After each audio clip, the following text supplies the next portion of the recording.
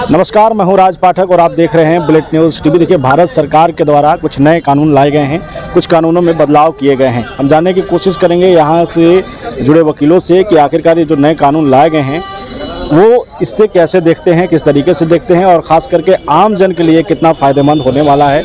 Mob lynching पर जिस तरीके से कानून लाया गया है, क्या उसकी आवश्यकता थी और क्या उसके लाने से कम होगा, इस तरीके के तमाम सवाल हैं।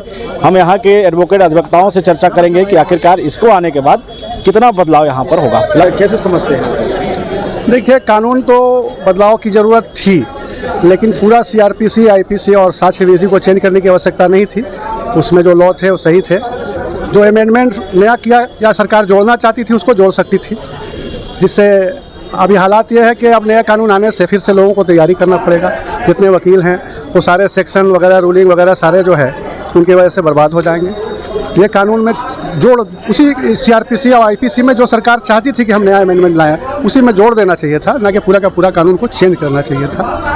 इससे लोगों की परेशानी बढ़ेगी और वकीलों को तो खासकर परेशानी बढ़ेगी, क्योंकि उनको पढ़ने में, उनको नया सेक्शन याद करने में, फिर नया टाइप का रूलिंग तैयार करने में कहीं ना कहीं परेशानी। Miraj Khan, advocate, civil court, Aurangabad. नया कानून एक तरह से भारतीय जनता पार्टी और उनके गठबंधन के द्वारा लाया गया एक साहसिक कदम है और एक कानून बहुत ही अच्छा है और लोगों को अब त्वरित न्याय मिलने में सहूलियत होगी, क्योंकि इसमें पुलिस भी समय दे दिया गया है कि इतने दिन के अंदर आपको चार्जशीट दाखिल कर देना है। पहले होता था कि 4 साल 5 साल लोग सूते हुए रहते थे, चार्जशीट दाखिल करने में समय लगता था, जिसके चलते न्याय पाने में विलम्ब होती थी। अब उनको भी बांध दिया गया है और साक्ष्य अधिनियम के अनुसार भी अब किस तरह से साक्ष्य कलेक्ट करना है, तो यह बहुत ही अच्छा कानून है और लोगों को जो कानून लाया गया है उस पर कैसे? बहुत अच्छा है। राजद्रोह में जो संशोधन हुआ है वो होना चाहिए, ये तो बहुत पहले से ही मांग थी, लेकिन कोई ये साहसिक कदम उठाने के लिए तैयार नहीं था।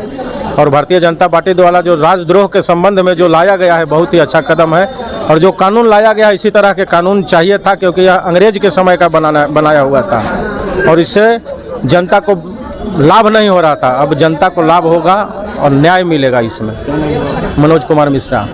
भारत सरकार द्वारा जो नए कानून लाए गए हैं उसमें कई अमेंडमेंट किए गए हैं, कैसे देख रहे हैं? ये बहुत सकारात्मक कदम है, बहुत सराहनीय कदम है। इसकी जितनी प्रशंसा किया जाए कम है। अब मॉब ब्लीचिंग पर भी आपको फांसी की सज़ा का प्रावधान कर दिया गया है। अब राजद्रोह की जगह देशद्रोह का कानून आ गया है। बहुत सारे नए कानून बने हैं और बहुत सारे पुराने कानून को जो असंगत थे उन लोग को हटा दिया गया है। अब पढ़ के देखिए, क्या है कि पहले कोई भगौड़ा हो जाता था तो उन लोग को सज़ा नहीं मिल पाती थी। अब 90 दिन तक नहीं आया तो उन लोग को भी फांसी की सज़ा तक प्रावधान हो गया है। फिर एक और बात बता रहा हूँ, पहले आप केस दर्ज करते हैं, आपको 30 दिन के अंदर आपको फाइल करना है दस्तावेज।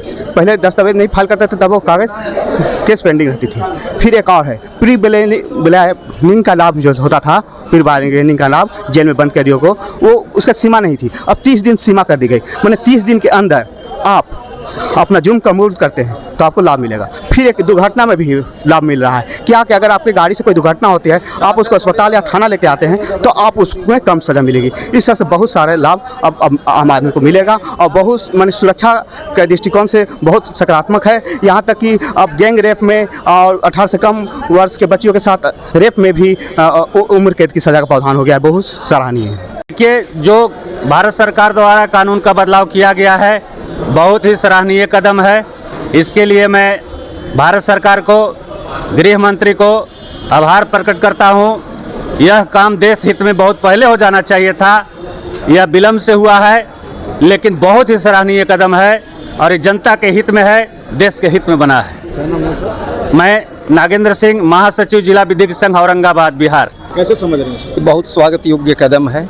आज़ादी के बाद पहली बार भारत सरकार के द्वारा त्वरित न्याय के लिए यह कदम उठाया है और ये जो 3 लाए गए हैं उससे लोगों को बहुत सुविधा होगी और त्वरित न्याय मिलेगा। मॉब लिंचिंग पे भी कानून लाया गया है, सख्त कानून बना दिया गया है। हाँ, उसके लिए बहुत कारगर होगा यह कानून, बहुत कारगर होगा और बहुत सराहनीय कदम। आप लोगों को अब नहीं, परेशानी हम लोग को क्या होगी, जो जिस रूप से कानून है उस रूप से हम लोग को काम करना है। इससे अच्छा प्रभाव पड़ेगा, समाज में क्राइम कमेगा, इसलिए कि इस कानून में नाबालिग लड़की के साथ जो बलात्कार होगा उसमें फांसी का भी प्रावधान है, आजीवन सजा भी मिल सकता है।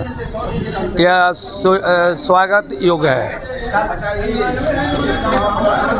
मॉब लिंचिंग पर जो कानून लाए गए हैं, आपको लग रहा है इससे ये घटना में कमी आएगी? हाँ, कमी आएगी, निश्चित कमी आएगी।